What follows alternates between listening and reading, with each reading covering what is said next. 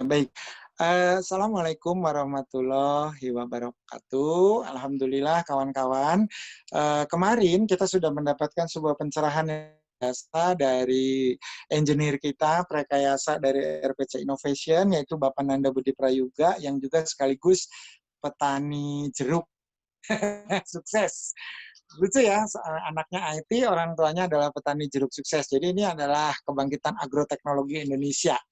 Nah, kita hari ini akan melanjutkan itu karena Pak Nanda kemarin sudah berbicara tentang bagaimana mengoptimasi ataupun melihat perkembangan evolusi ya teknologi informasi mulai dari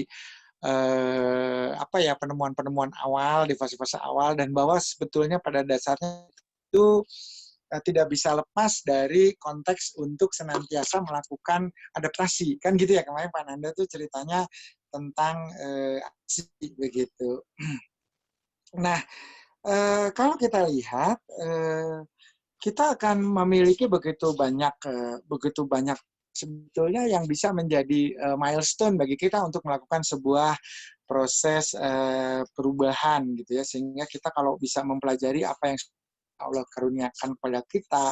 Misalkan kan di bumi itu ada buah dan pohon kurma yang punya kelopak mayang gitu. Terus kemudian dari biji dan bunga-bunga tersebut itu kita bisa mendapatkan manfaat selain harum baunya. Wah, luar biasa loh itu kan. Ya ada ya.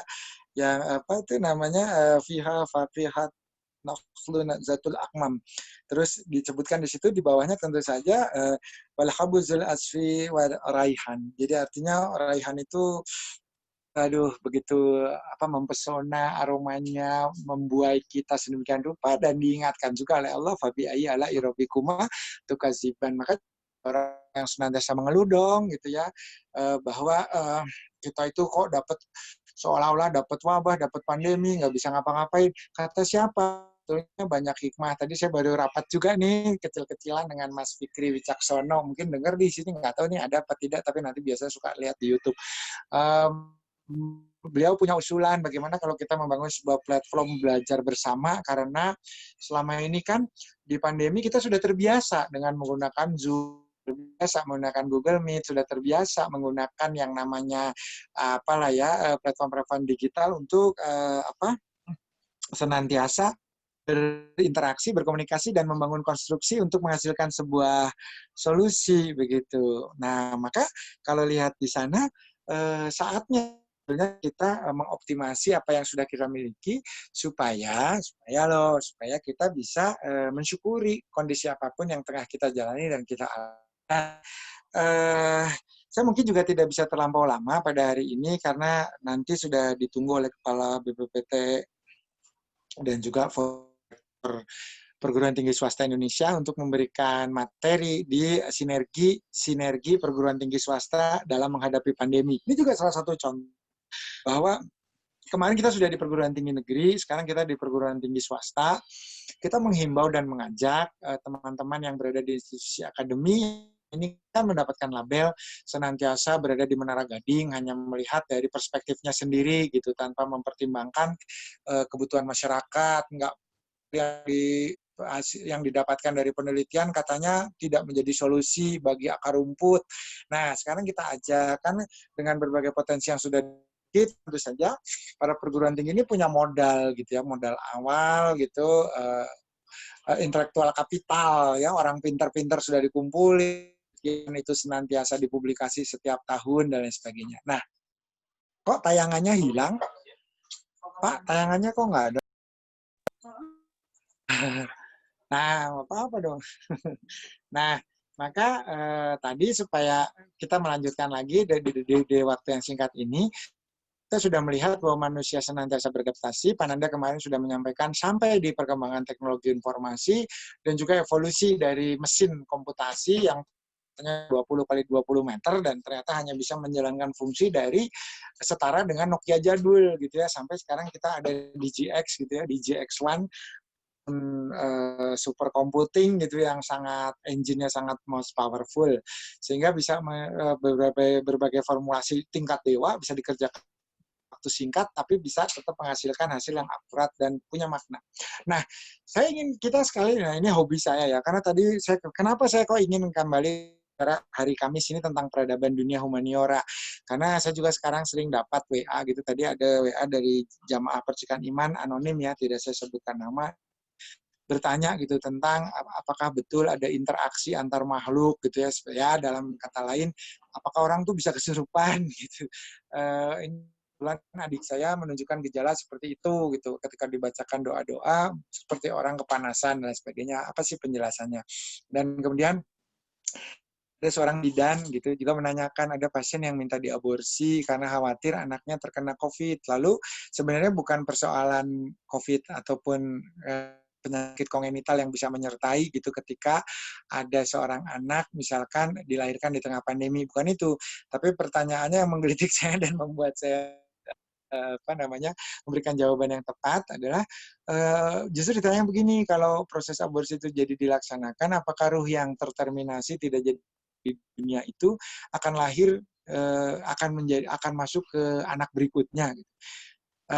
Saya mencoba mencari referensi ya dalilnya gitu ya dari penciptaan manusia ya, laqad khalaqnal insana min sulalatin min tin tsumma ja'alnahu nutfatan fi qararin makin, bahwa memang ada satu proses di mana akumulasi dari kebaikan yang berasal dari saripati bumi sehingga kemudian masuk ke alam rahim yang saling melindungi, lalu kemudian dicocokkan tuh dengan bahwa disempurnakan wujud dihembuskan ruh, ya kan, baru kemudian diciptakan sama wal absar wal afidah. Nah, saat itu saya mendapatkan satu pemahaman bahwa ruh itu pada dasarnya dihembuskan individual, jadi merupakan entitas tunggal yang ya saya nggak tahu apakah kemudian kalau anak berikutnya yang sebelumnya karena yang sebelumnya diaborsi.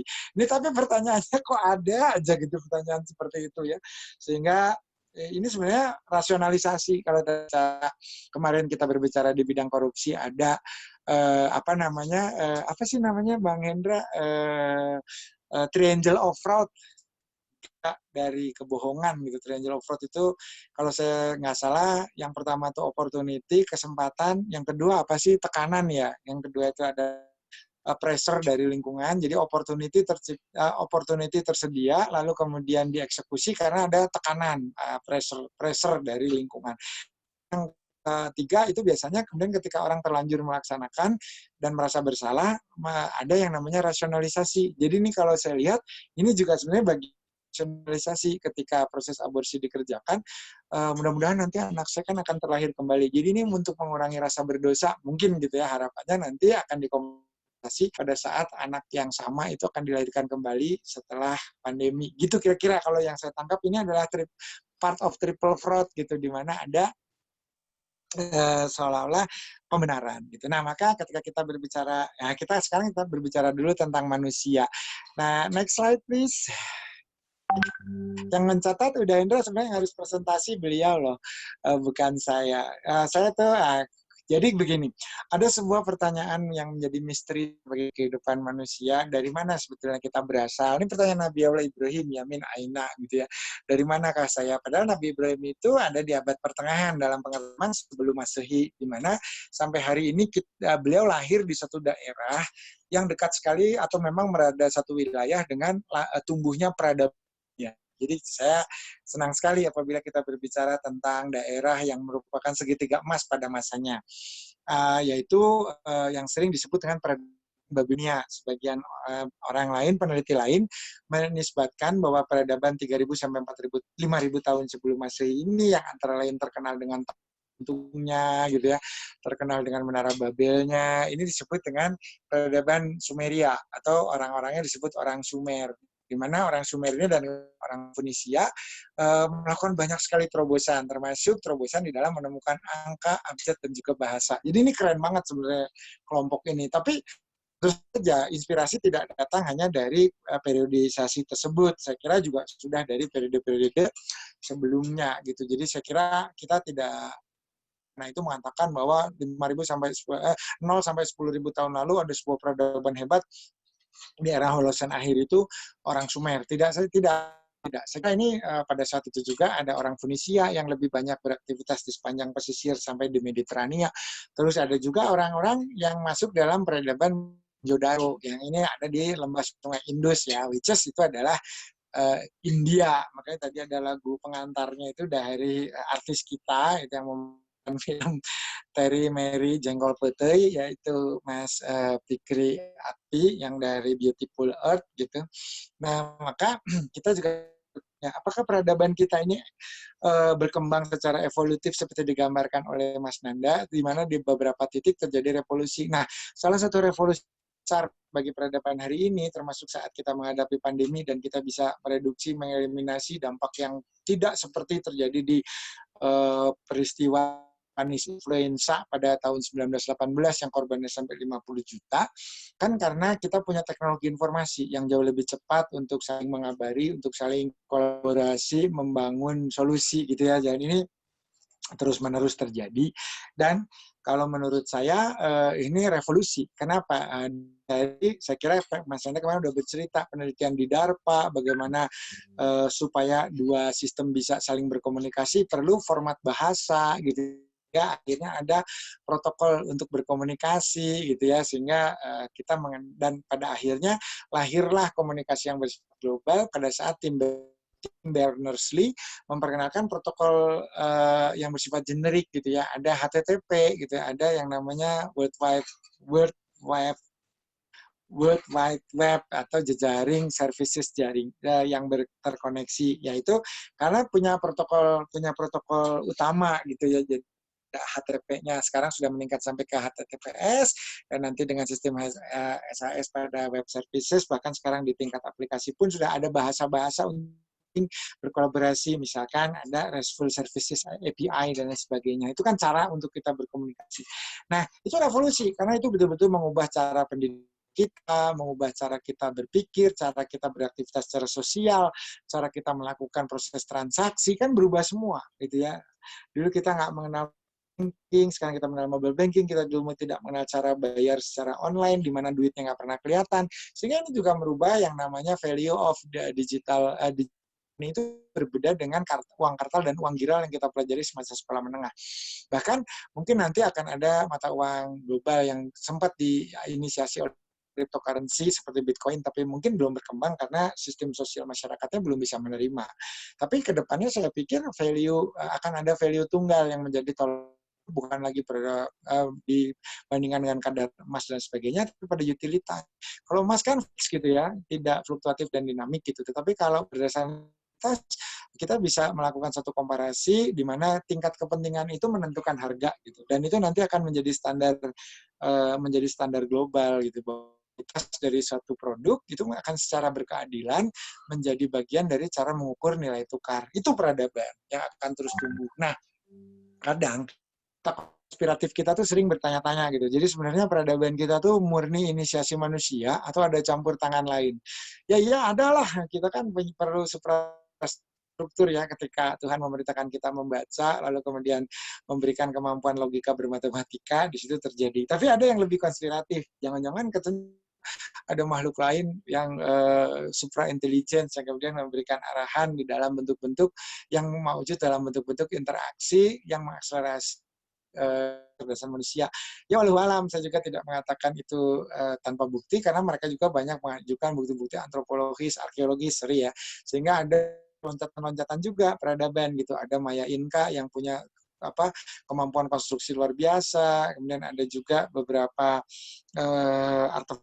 artefak lain yang tersebar di seluruh dunia yang pada gilirannya juga menunjukkan bahwa peradaban pada saat itu sudah sedemikian rupa, sehingga wajar juga apabila kemudian kita berpikir manusia di tahun-tahun itu sudah bisa melakukan banyak hal yang sampai hari ini pun kita barangkali masih terkagum-kagum dan belum tentu mampu mereplikasi. Contoh, Borobudur, benar. Lalu kemudian ditemukan, ya ini entah Gotak Gatuk, tetapi yang meneliti kan profesor arkeologi, masa Gotak Gatuk ya. Misalkan pada beberapa bangunan spektakuler yang landmark dunia itu ditemukan aspek-aspek yang terkait dengan astronomi. Misalkan ternyata beberapa bangunan itu menjadi penunjuk atau penanda atau alat hitung ya, untuk memetakan konstelasi bintang, misalnya bintang Deneb dan lain sebagainya, atau beberapa yang punya implikasi di dalam penentuan musim gitu ya, seperti kita mengenal ada yang namanya garis naskah line.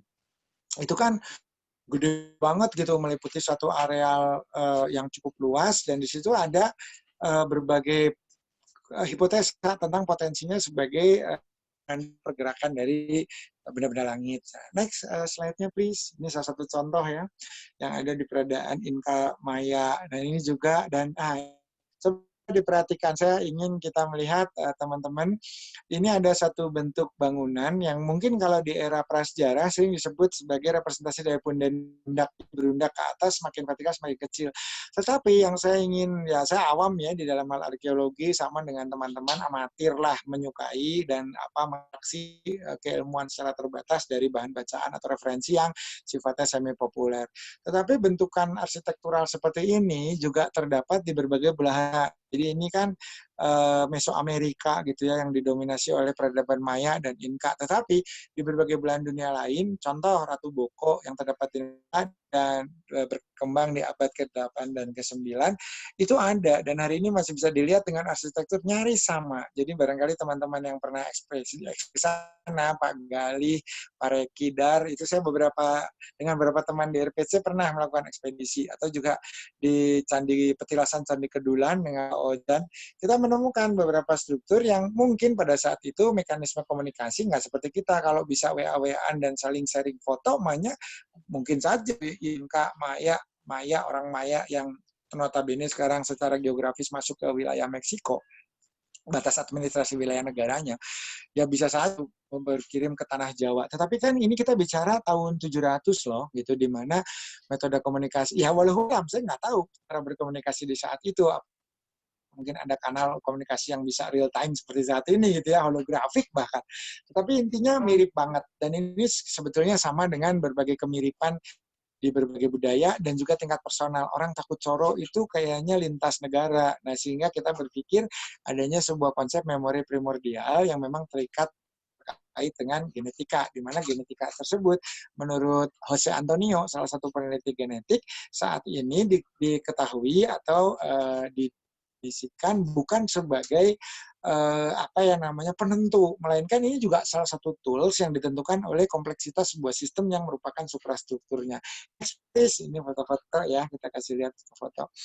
Ini Mesoamerika. Ada catatannya kan ya, Hen ya? Tadi kan saya minta ada catatannya juga supaya bisa saya kasih. Silakan next please. Ya, nah ini contoh betapa presisinya ya. Padahal ini ditemukan mulai tersebar. Kalau kita melihat seperti piramid Giza, Khufu, itu mulai dari kurang lebih 3.000 tahun ya sebelum Masehi. Yang kalau kita lihat di tanah air, ada Gunung Padang. Di sini Mas Sugi dan Uda Hendra pernah bersama-sama, dan ini mungkin pengalaman tidak terlupakan ya untuk Mas Sugi. Bukan persoalan mistis, bukan persoalan spiritual, tapi persoalan naik ojek yang Honda Bebek dipakai ngetrail gitu, dan pulangnya pengen jalan kaki ada lu bayar naik turun, nah gitu. Oh ya nggak keburu, nggak apa-apa, nyantai banget habis ini ya bang ya, posting di itu kan lokasi-lokasi, terutama nggak hafal soalnya, dan nama situs dan lokasi-lokasi. Tapi di sini saya hanya ingin memperlihatkan betapa teknologi pada saat itu sudah bisa memberikan bentukan-bentukan konstruksi yang sangat presisi. Motongnya pakai apa? Coba kita berpikir. Ini nanti challenging bagi kita. Apakah memang kita pun hari ini kalau ketika berbicara tentang batuan andesite gitu ya, andesit augit, itu kan punya kekerasan tertentu yang nggak mungkin juga kita potong pakai bambu, nggak mungkin juga kita potong pakai pisau dapur. Nah itu. Tapi bagaimana gitu bisa punya blok-blok, building block seperti ini yang begitu bagus, sehingga kita bisa menatanya menjadi sebuah bangunan yang strukturnya gitu begitu indah, dan pesannya sampaikan dalam bentuk-bentuk manuskrip hieroglif, dalam bentuk-bentuk kodifikasi oleh bangsa Sumeria.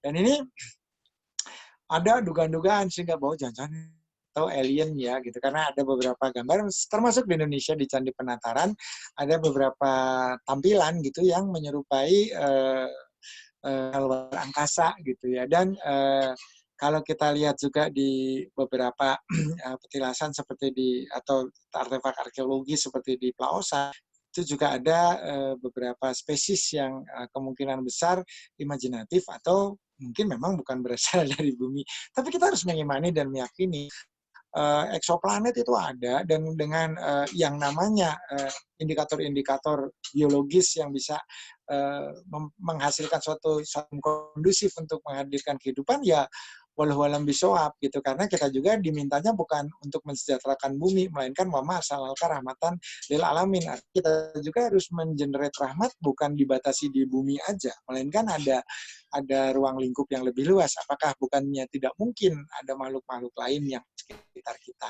Next please. Kita lihat gambar-gambar dulu pada kesempatan kali ini sebagai ilustrasi gitu ya. Tuh, lihat tuh, ada tuh. Ini manusia, ini bisa ini percaya atau tidak, ini udah Hendra mengambil dari sebuah film yang ditayangkan di DTTV. DTTV ya, Darut Tauhid Televisi. Itu ini bisa imajinasi manusia, tapi imajinasi, saya belajar neuroscience di mana imajinasi itu biasanya dirangkai dari berbagai fakta objektif yang pernah dijumpai oleh indera, jadi perseptual. Meskipun kadang kita bisa mengembangkan tadi memori primordial bahwa data kita tuh berasal dari generasi ancestor kita, dari atas kita. Tapi ini ada di Mesoamerika ya, tapi percaya atau tidak, bentukan yang sama dengan mata besar dan tidak ada hidung serta mulut, ini bisa dijumpai di daerah Napu atau di Lembah Bada. Di mana tuh Napu, Lembah Bada Meksiko? Bukan, di tengah antara Palu dan Poso. Jadi ada peradaban megalitik di Lembah Bada, di Napu, di Kecamatan Napu di Lembah Bada. Persis ini patungnya seperti di Pulau Paskah itu ada mulutnya, ada hidungnya, dan besar gitu ya, sampai orang bertanya gimana sih mengereksikannya, memberdirikannya gitu, karena gede banget. Apakah memang batunya seperti sebesar itu? Dan itu adalah batuan bekuan ya, metamorf kalau nggak salah, sehingga dipah. Nah, di Lembah Bada juga sama, karena ini adalah daerah vulkanik aktif. Kalau di Pulau Paskah kan memang itu daerah yang merupakan of fire juga, seperti di kita. Jadi ada batuan bekuan lava begitu. Nah, di Lembah Bada juga sama. Dan Lembah Bada di Napu itu tentu berjarak ribuan kilometer kan, dengan tempat ditemukan artefak ini ataupun yang artefak ada di Pulau Paskah. Jadi tapi orangnya gambarkannya mata gede dan mulutnya itu seperti pakai masker N95 gitu. Jadi apakah itu adalah astronaut suits gitu ya, pakaian luar angkasa, atau memang ada spesies seperti itu? Tapi imajinasi tidak bisa dilepaskan dari otentisitas data objektif yang membantu mengkonstruksikan persepsi kita. Jadi ini data pasti perseptual, bukan sekedar konseptual. Jadi konseptual pasti berangkat dari perseptual, dan itu berangkat hal-hal yang bersifat objektif faktual. Gitu kira-kira secara logika berpikirnya. Jadi ini ada di Lembah Bada dan di Napu. Gitu. Next, coba lanjutkan lagi. Mulai menarik kan kajian kita kali ini. Coba kita lihat tuh, ini masih hal yang sama ya, tokoh yang sama ini muncul. Lanjut lagi. Ini sama nih dengan yang tadi, cuman direplikasi itu.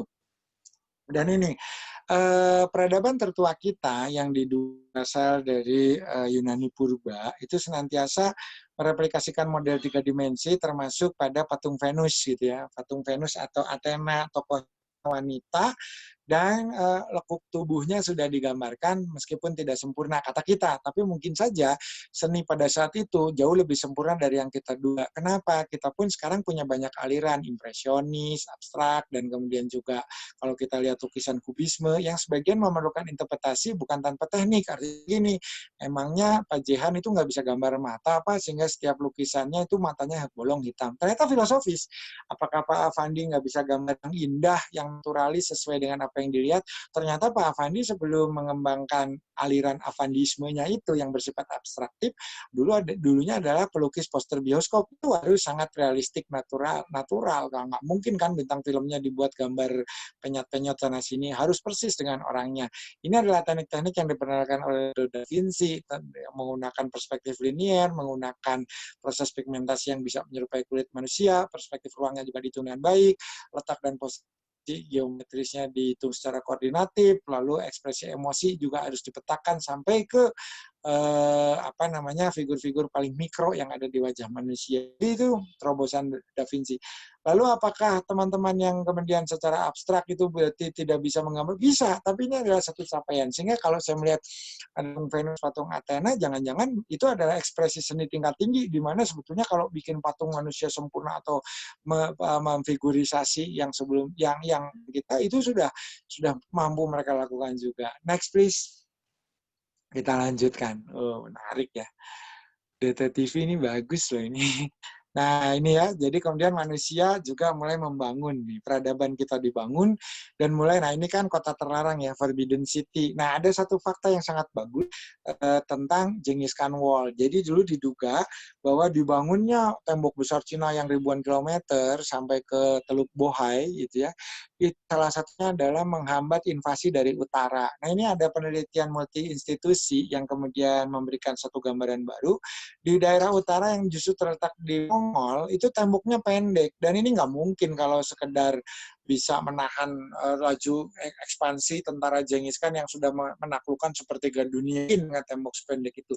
Jadi ada dugaan bahwa pada dasarnya beberapa lokasi yang dilewati oleh Great Wall ini sebetulnya lebih ditujukan sebagai batas negara dan penarikan cukai dari lalu lintas ternak dan orang yang lewat. Jadi kayak border imigrasi begitu, atau seperti kita lihat sekarang di Antikong gitu ya, ada batas-batas, ada fasilitas batas negara gitu yang atau di Sko yang berbatasan dengan Papua Nugini.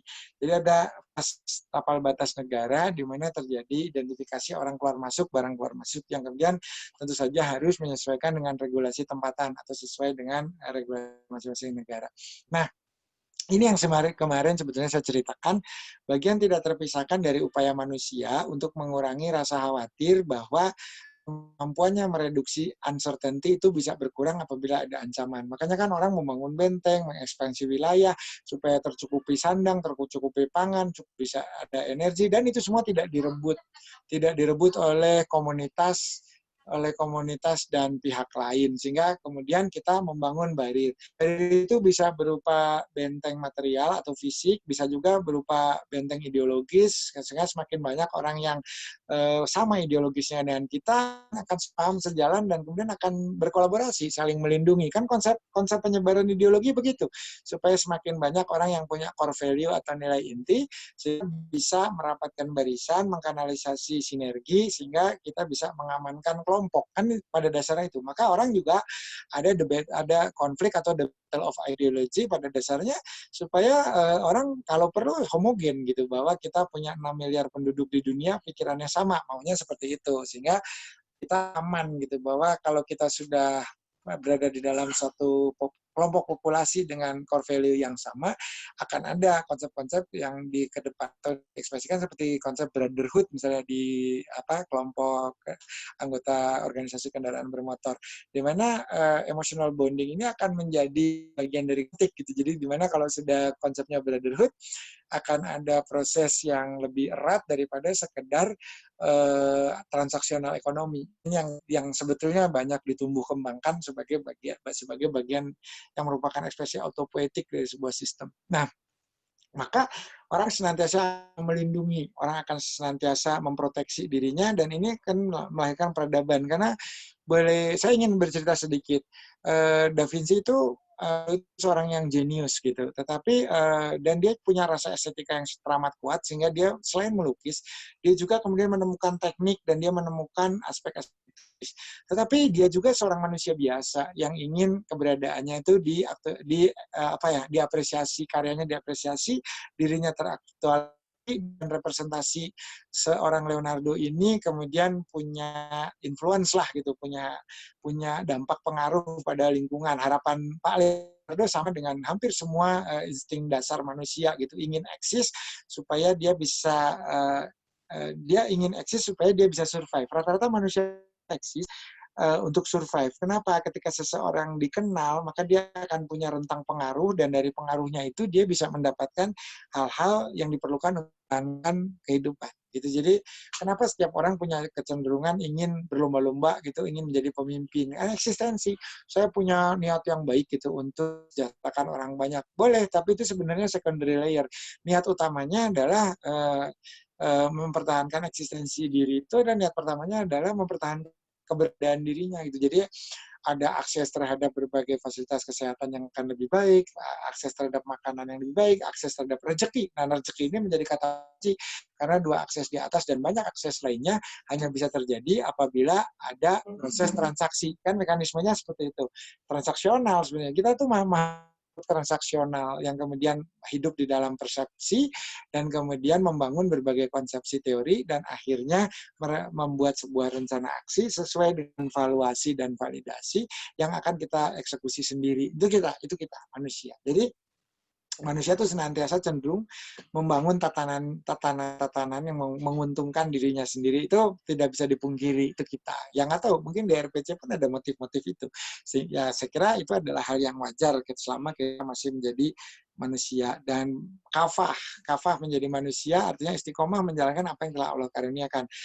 Itu potensi gitu untuk kita maju, untuk kita berkembang, untuk kita terus memperbaiki diri. Tetapi tinggal diarahkan bahwa semata-mata semua yang kita kerjakan satu kata yaitu alhamdulillah. Jadi segala puji, segala kredit bukan punya kita, tapi pada yang zat yang menciptakan kita. Alhamdulillah ya rabbil alamin. Lalu kemudian wa khalaqtul jinna wal insan illa liya'budun, pada dasarnya semua yang kerjakan itu bagian dari ibadah. Jadi mensyukuri potensi yang telah Allah karuniakan. Jangan menjadi orang yang kufur kan, la in syakartum la azidannakum wa la in kafartum inna azabi lasyadid.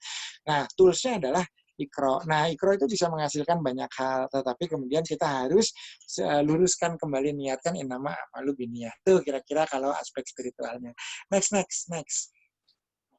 2 slide lagi lah, kita akhiri pukul 11:30. Nah, ini masih Asia ya. Nah, ini kan ada makhluk-makhluk yang boleh dikatakan representasi dari hibrid gitu ya, hibrida gitu. Bahwa di Yunani pun di masa-masa awal itu ada banyak sekali makhluk-makhluk hibrid yang kemudian menjadi bagian dari mitologi. Ini adalah bagian dari representasi imajinasi manusia yang kemudian dengan merdeka gitu bisa saja menggabungkan, melakukan suatu proses chimera. Ini adalah makhluk-makhluk chimera. Chimera itu adalah makhluk-makhluk rekayasa genetika gitu. Kita membuat sebuah desain yang menggabungkan apapun yang kita mau untuk menyesuaikan dengan kurang lebih kebutuhan kita, kira-kira seperti itulah gitu ya. Nah, konsep inilah yang kemudian tapi ini simbolik. Setiap simbol itu menggambarkan tidak hanya menceritakan latar belakang atau sejarah, tetapi juga harapan, tetapi juga ada corporate value. Jadi ini adalah upaya-upaya menginternalisasi nilai yang kita yakini dan kemudian kita ingin jadikan sebagai sebuah mekanisme komunikasi gitu, pesan untuk disampaikan gitu kepada pihak-pihak lain bahwa ini loh yang sebetulnya Maung Bandung kan itu, bahwa Persib itu tidak tekan, kemudian kuat, bukan beringas, lincah, cerdas, banyak akal gitu ya, dan pesan ditakuti misalnya seperti itu. Sama gitu. Maka banyak sekali simbol-simbol hewan cimera ini dijadikan simbol banyak daerah, banyak klub sepak bola, banyak kota gitu. Karena apa? Ada value yang ingin disampaikan gitu. Bahwa ada pesan yang terukur. Pada hakikatnya sekelompok manusia itu nilai-nilai intinya mewujud di dalam simbol-simbol yang bisa dikonstruksi secara nyata. Maka kalau kita poinnya apa? Poinnya adalah bahwa selama ini apa yang kita lihat sebagai dalam bentukan candi, dalam bentukan bangunan-bangunan spektakuler, kita ke Dubai kita melihat yang namanya Burj Khalifa gitu ya. Kenapa sih orang sampai bikin bangunan sampai menembus awan seperti itu? Tujuannya apa? Emang diperlukan ya ruangan-ruangan di atas itu? Tidak, salah satunya untuk merepresentasikan kekuatan, strengthness gitu ya, bahwa kami kuat, kami punya fundamental finansial yang teramat kuat, dan itu akan menjadi posisi tawar di antara semua kelompok-kelompok manusia lain di berbagai penjuru dunia untuk mau melakukan satu proses relasi atau kemitraan dengan Emirat Arab, dalam hal ini keemiran Dubai gitu ya, bahwa disinilah sebetulnya masa depan terletak. Itu kan pesan. Itu adalah pesan semiotik yang memang salah satu domainnya adalah melalui tanda. Jadi ini tidak menyalahi aturan bahwa ketika kita merepresentasikan satu hal, ada pesan yang ingin kita terima dari sana, ingin kita sampaikan melalui hal tersebut. Nah, next, satu lagi, slide terakhir. Kita bisa lihat dari gambar-gambar ini banyak pelajaran loh. Oh, masih sama, ini mah terusin. Sama ini mah. Ini juga ya mirip-mirip sih ya, tetapi ini saya pernah datangi ini dengan Pak Januar Dwi Harisandi ini. Jadi, nah ini saya ingin menggambarkan bahwa konsensus kemegahan, konsensus kedikdayaan itu dan kemuliaan itu biasanya kemudian secara ini kita kaitkan dengan karakteristik bahan alam. Jadi kalau emas atau AU itu ya apa namanya eh, aurum itu dianggap sebagai salah satu tolak ukur bahwa ini adalah manifestasi keindahan, manifestasi nilai-nilai kemuliaan di tingkat material begitu. Nah, sehingga semua yang kemudian ingin menggambarkan sebuah kemegahan harus diasosiasikan. Meskipun bukan emas, orang membuat sepuhan, orang membuat sebuah proses di mana ada apa namanya relasi gitu dengan tolak ukur yang menjadi bagian tata nilai yang kita yakini secara bersama-sama ini loh yang terbaik itu seperti ini. Jadi manusia cenderung membuat seperti itu. Lalu kerumitan di dalam proses membangun itu menunjukkan betapa kompleks sistemnya manusia dalam berpikir. Kemarin Pak Dudi bertanya apa sih bedanya itu yang diagram orang Jerman sama orang Indonesia, lalu Om Ano menjawab bahwa kalau Gestalt kan orang tuh cara mikirnya sama, Milon juga kan sama, ya betul, tetapi di dalam detail ketika itu diimplementasikan dalam proses kehidupan, ada orang yang aspek social side-nya itu sangat kuat sehingga interaksi humaniora itu lebih kepada bukan rasionalisasi tetapi lebih bagaimana menjaga gitu, menjaga hal-hal beyond rasional. Jadi artinya barangkali bagaimana sebuah hubungan ini dapat berkelanggengan sehingga bisa menata yang namanya apa eskalasi kondisi-kondisi emosional gitu sehingga tata cara bertutur pun kita berbelit misalkan tapi memiliki idiom-idiom bersayap dalam bentuk majas, maka majas itu berkembang di beberapa negara dengan kultur setengah tertutup.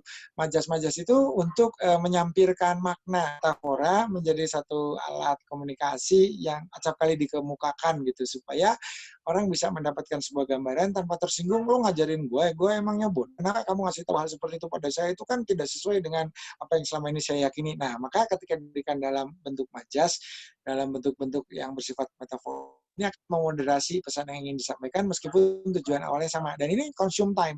Waktunya pasti lebih lama dan memerlukan kecerdasan linguistik yang juga memadu padan kata. Sehingga Gurindam Raja Ali Haji misalkan, ataupun beberapa tradisi suluh lokal yang ada di tanah Jawa, itu punya banyak gitu, seperti pupuh gitu ya.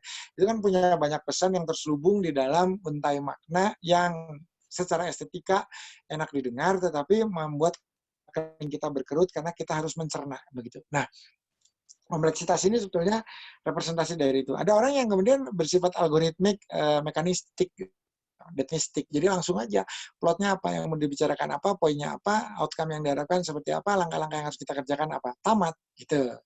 Ya kan? Oh, senang bukan urusan gua kan kita. Nah, bahkan dia menjadi kurang suka ketika kita tidak berbicara pada makom yang sama, artinya kita tidak to the point, maunya apa sih, maunya pendahuluannya, introduksinya berputar-putar dan sebagainya. Nah, inilah kerumitan-kerumitan dari berbagai kompleksitas yang dikembangkan dalam peradaban manusia, tetapi kita bisa jejak ini selalu manusia itu ingin memberikan sebuah pesan. Pesan itu adalah replikasi nilai. Jadi mau ke Maros di mana ada ramang-ramang di leang-leang, ada gua telapak tangan yang lebih tua dari di Altamira maupun Les Chaux gitu.